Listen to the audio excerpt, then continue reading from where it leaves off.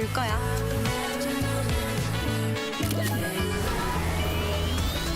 이런 한국, 와보지 않고는 모를걸? 진짜 한국에선 어떻게 먹는지 알려줄까? K-바비큐? 신김치랑 먹어야지. 치킨? 치맥 페스티벌은 처음이지? 김치? 종류만큼 먹는 법도 가지각색. 김밥?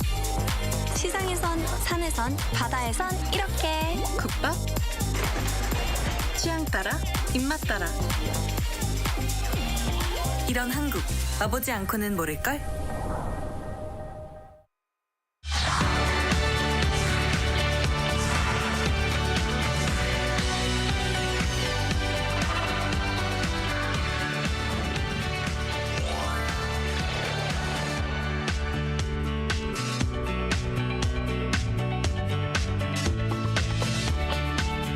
안녕하세요. Riding on the Korean Wave, a brand new week with Monday's edition of the Culture Wave. I'm Kwon So-ah in Seoul. Explore with us Korea's culture from all aspects and stay up to date with K-entertainment, K-trends, K-people, K-everything. And before you know, you'll be booking your flight to Korea. Our co-host this Monday is Bella Kim. Hello, Bella. Hi, Soa, and hello to everyone joining us today. Happy Monday! I'm your co-host Bella, starting another new week here at the Culture Wave with you all. This week I'll be filling in for Walter Lee, so I'll be here every day until Thursday. All right, looking forward to a packed week with you, Bella. And we're also joined by Arirang News culture correspondent Song Yoo-jin. Welcome, Yoo-jin. Hello, Soa, and hello, Bella. And hello to our viewers of the Culture Wave. I'm Song Jin. I'm Arirang News culture correspondent. So, Yoo-jin, what story do you have for us today? Well, I think you guys will both know that it's been nearly a month since South Korean author Han Gang won the Nobel Prize in Literature. And her historic win not only put the spotlight on her and Korean literature, but also the translators who really helped bring her works to readers worldwide. So in light of this, I explored how South Korea is nurturing the next generation of literary translators by visiting the place where these talents are trained.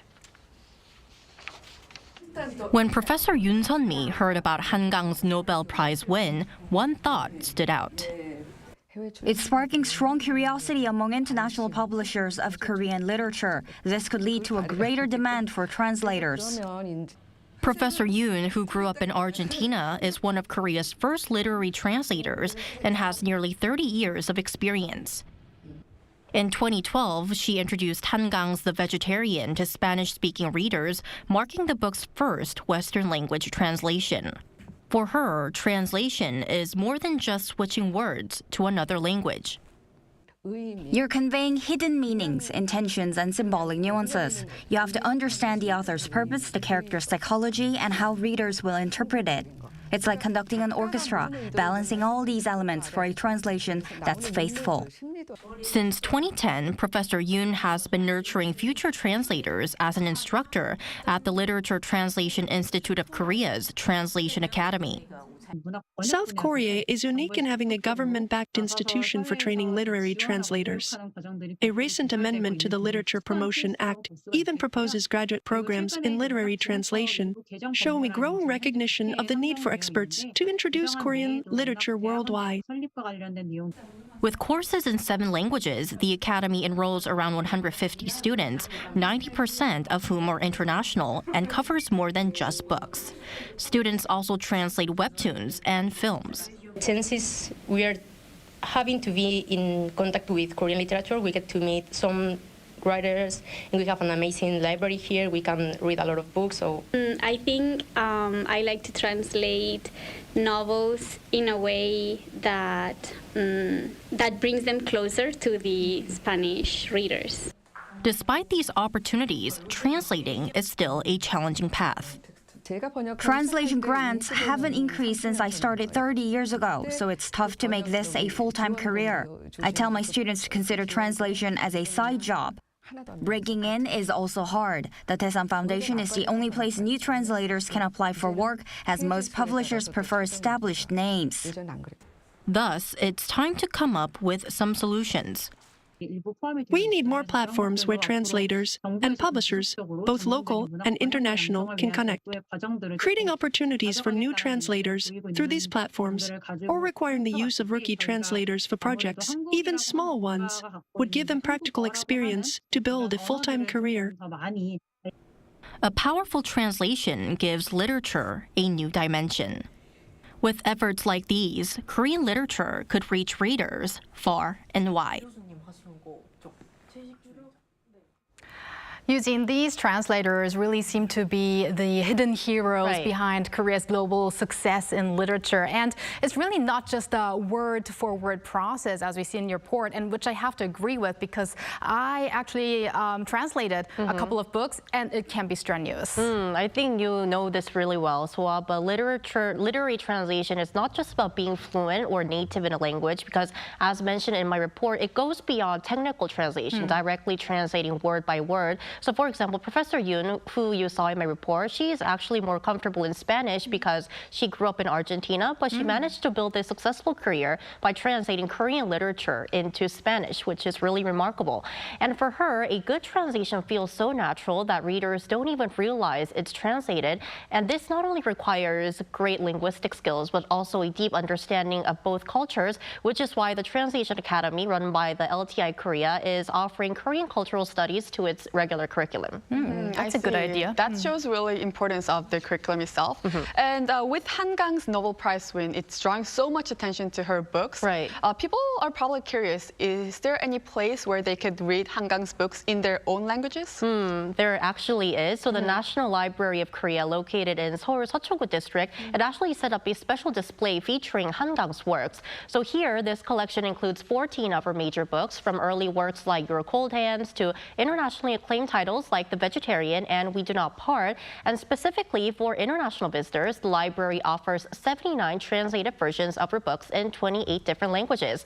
So this display is located in the main building's literature room, open every day from 9 a.m. to 6 p.m., except on the second and fourth Mondays and public holidays.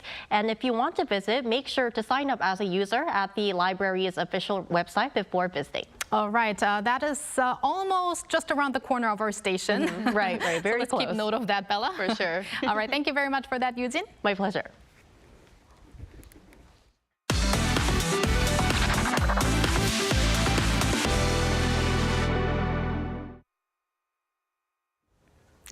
Time for some K-entertainment news with Bella Kim. Bella, what do you have for us today? Yes, the first story, here's a hint for our first story, is my hairstyle. You can see my hairstyle. Do you know who it reminds of?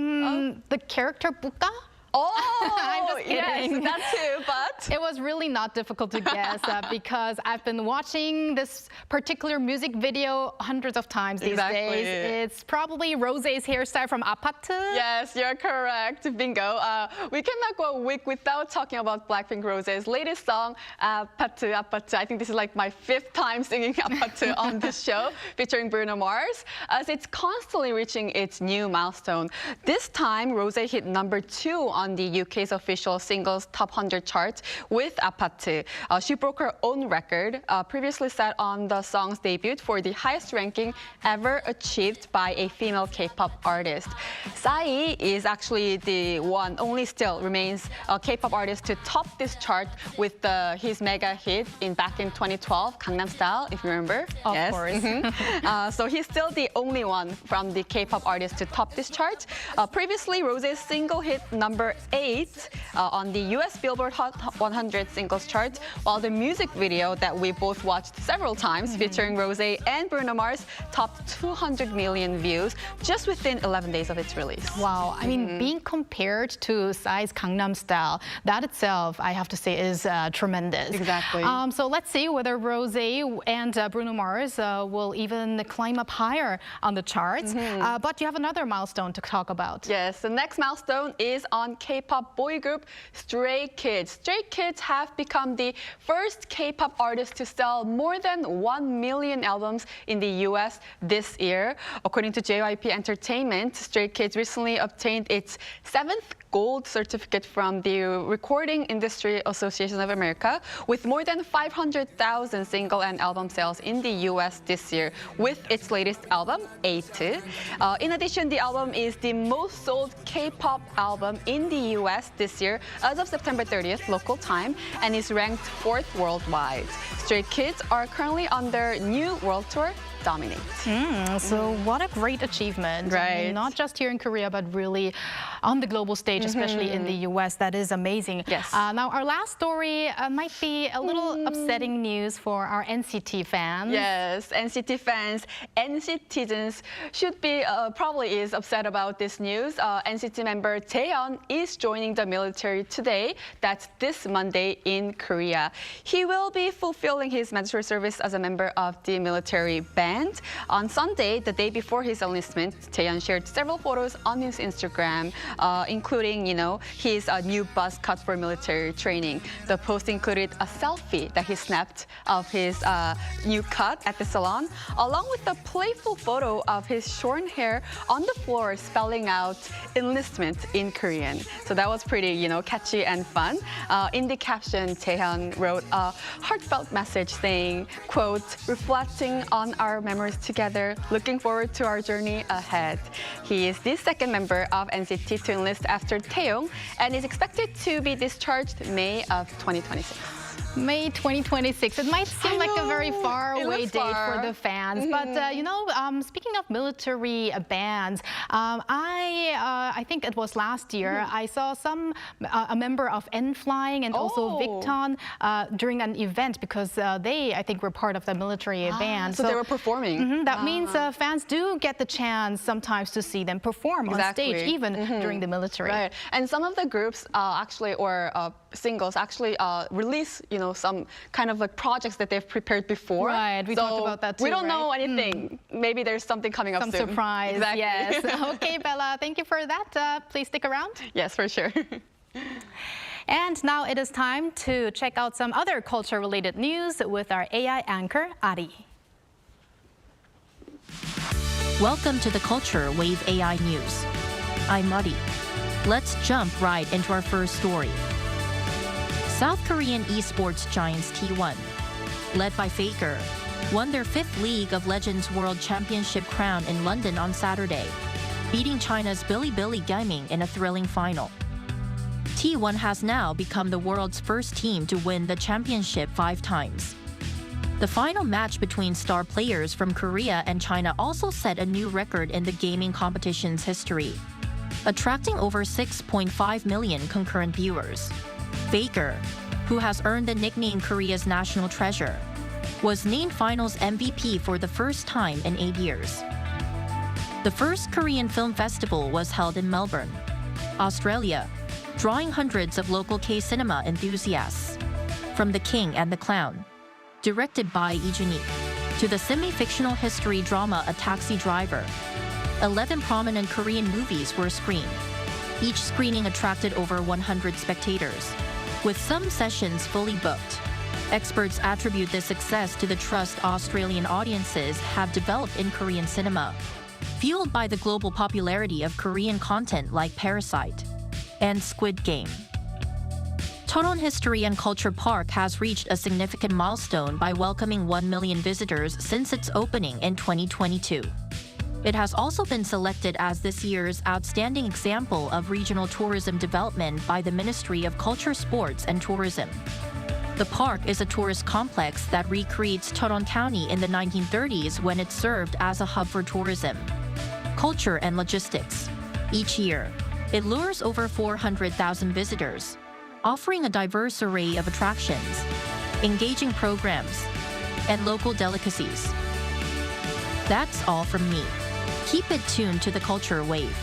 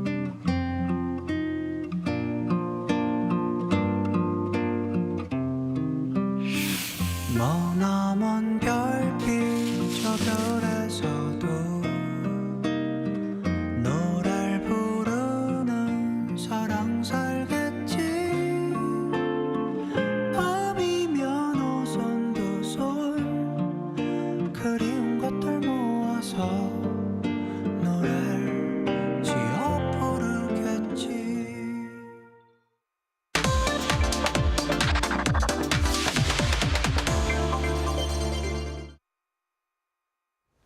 With more and more people turning to streaming services on over-the-top platforms to watch movies and dramas instead of going to the cinema or zapping through conventional TV channels, streaming services are constantly releasing new content. In our Culture Issue segment today, we will introduce the latest and upcoming series on such OTT platforms and delve into the trend of sequels and spin-offs. For that, we are joined by culture critic Professor Ji Hae-won at Kyung University's Arts and Cultural Management Program. Welcome, Professor Ji. Hello, good afternoon. So, Professor Ji, let's begin with Hellbound Season 2. That one has been released on October 25th and has been already a huge hit, being listed 5th on the Netflix non-English series. I checked just before our show. It is still on the 5th place as of this Monday. So first off, how is the series being assessed? Yeah, Hellbound is a supernatural thriller series, and those kind of series are has been much loved by the global audiences, including the OTT platforms like Disney Plus, Netflix, or TVs. And the first season of it has been released in 2021, so the audiences has been waiting for 3 years, including myself, right, for the second season. So the director, the Yeon Sang-ho, actually created the webtoon. So the series is based on the webtoon of the same name. So it's been, as you said, since it has released on last month, so it has been ranked at 15 for the entire Netflix series and 5th on the non-English series. So it's a huge hit. It is, and I think also here in Korea, locally, it is the first one. Right. So it is a huge hit, but of course, because season 1 was a huge hit. So Professor Ji, what are some of the factors that people were hoping to see in the second season, and has that been reflected? Also, what differentiates the second from the first series? Yeah, it's based on the same main characters, but there are several new characters and new stories. They expanded the stories. So the new season contains 6 episodes, like the previous one. And the stories, it took the stories ahead by 5 years, and they gave us the answers to some of the burning questions, like what happened to the main characters, like Jung Jin-soo or Park Jung-ja. So that was like open-ended at the last season. So they gave us some answers about it. But in the second season, we see the world more divided by the more power groups, like Min Hae-jin, who played by Kim Hyun-ju, and the neutrals, Sae-jin-ri-hwae, and arrowheads, Hwasalchok, and of course the government. So everyone goes after Park Jung-ja, so who has resurrected, so either to keep her safe or use her as a new weapon to terrorize the society. So especially in this new season, the actor who played Jung Jin-soo, the one of the lead character, was replaced by Kim Sung-chul, and he did a really good job. And many audiences was actually surprised to see the special appearance of actress Moon Geun-young. Right. As a member of Arrowheads and 햇살밭 선생님, actually. And there are global fandom of the director Yeon Sang-ho, who created many unique Korean occult horror films or TV shows, including Train to Busan, Peninsula, and Parasite the Grey, and of course Hellbound. Really, all big names here. Now let's move away from Hellbound to Bella. Another very anticipated sequel, the 2019 action comedy drama 열혈사제, which is the Fairy Priest, right? Season 2 will be released later this week. What can we expect from the season 2 of that? Actually, the 열혈사제, Fairy Priest, was one of the mega hit TV series like 5 years ago. Right. And in the main actor Kim Nam-gil actually received the Best Actor, Best Awards of the Year at the 2019 SBS Drama Awards. And based on the huge hit, actually they announced the second one would be followed, but it took 5 years to come back. 5 years? 5 years. So long. Yeah, so long. So actually the second season season finale will be released this weekend, and with most of the main characters from the previous season, including the priest Kim Hae-il, played by Kim Nam-gil, and the prosecutor Park Kyung-sun, and the detective Go Dae-young, and there are many other new characters, including new villains. So in the new season, we would see the stronger partnership with the main characters and see how they expand the story with the villains and how they fight for justice. Interesting. Looking forward to that one as well. Now, as it is with movies or even books, it's easy to attract attention for new dramas if they are follow-ups because they have the existing fan base already. But on the other hand, it's also not an easy task to have the same amount of success as the first series. So what do you think about this dilemma? Or maybe I should not call it a dilemma, maybe a challenge? Maybe challenge or dilemma. So as you know, there are a lot of contents, a lot of things to watch these days. So it's not easy to attract the audiences or to keep their attention to it. So if a work becomes popular, the producers or the creators wanted to make other works based on it, or they expand the stories as prequels or sequels. And as you say, it's not easy, but it's kind of a safer way to attract more audiences in the a commercial business. So that's why the many films or TV shows are based on novels or webtoons or web novels or previous work. So that's the things. A lot of Yeon Sang-ho's work produced as many different diverse platforms like webtoons or TV shows or films, and he's one of the writer-director who created a lot of work in diverse platforms. So there are many webtoons or web novels adapted to the TV shows and the films, and there are like prequel films or TV shows like 범죄도시, the Roundup. It's another successful movie. So actually, it has been like a fourth series, and it's coming next. I think it's released the next one next year. Right. And the famous film Arirang, the eye extractioner, it's another good example. So when producing the work based on the existing fandom, it's sometimes not easy to satisfy their expectations. But on the other hand, it's a safer way to adapting the pre-verified stories or characters than creating whole new work. That makes sense. And along with these seasonal series, streaming platforms are also releasing a lot of spin-offs, right? Right. Those focus on different aspects, characters, or details of the premier series, but still on the kind of same universe as the original work. So, Professor Ji, what would you say are some of the recent popular spin-offs that's has been released? Yeah, there are some spin-offs recently released, and there are, for instance, Spice of Our Love, 사장님의 식단표 is a short spin-off based on the recent TV and drama No Gain, No Love, 손해보기 싫어서. It's a very short series with the 2 episodes. And more recently, 동재, the good or the bastard, 좋거나 나쁜 동재 is a Korean name, has been releasing both on TV and TVN, which is a spin-off from a famous mega hit TV drama Stranger, 비밀의 숲. So 동재 was not a lead character at the original series, but it's very, very interesting, and actually people love the character. So the 동재 through the season 1 and 2 of the original series. So 동재, the good or the bastard, is telling a story from 동재's point of view. So it's a different point of view. And the tone and theme of it is a little bit different from the original series. So while the Stranger are more serious, the 동재, the good or the bastard is kind of mix of the seriousness and the sense of humor. So, and the audiences could enjoy the expanded story with the well-known character, but it's a different point of view. So I guess it's going to be a good example of the success of the spin-offs.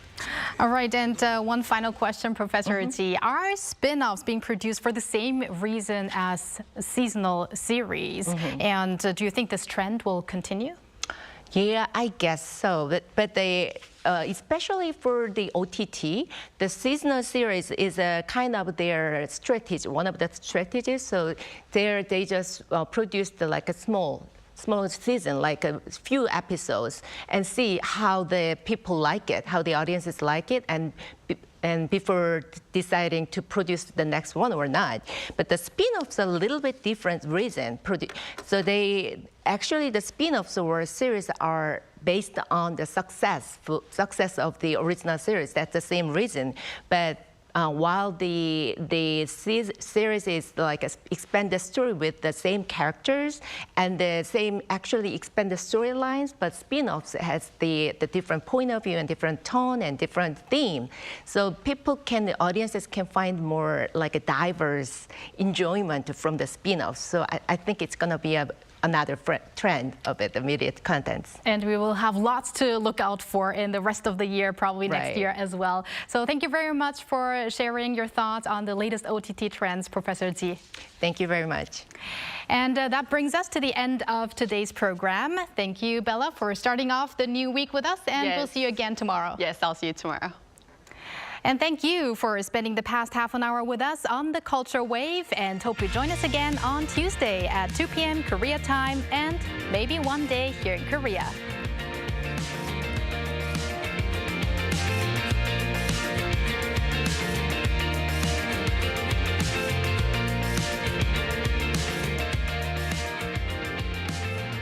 요즘 한국에선 어떻게 노는지 알려줄까? 한국에선 아이돌이 되어볼 수도 인생 번호를 찾을 수도 있지. 제일 핫한 포토 스팟은 여기.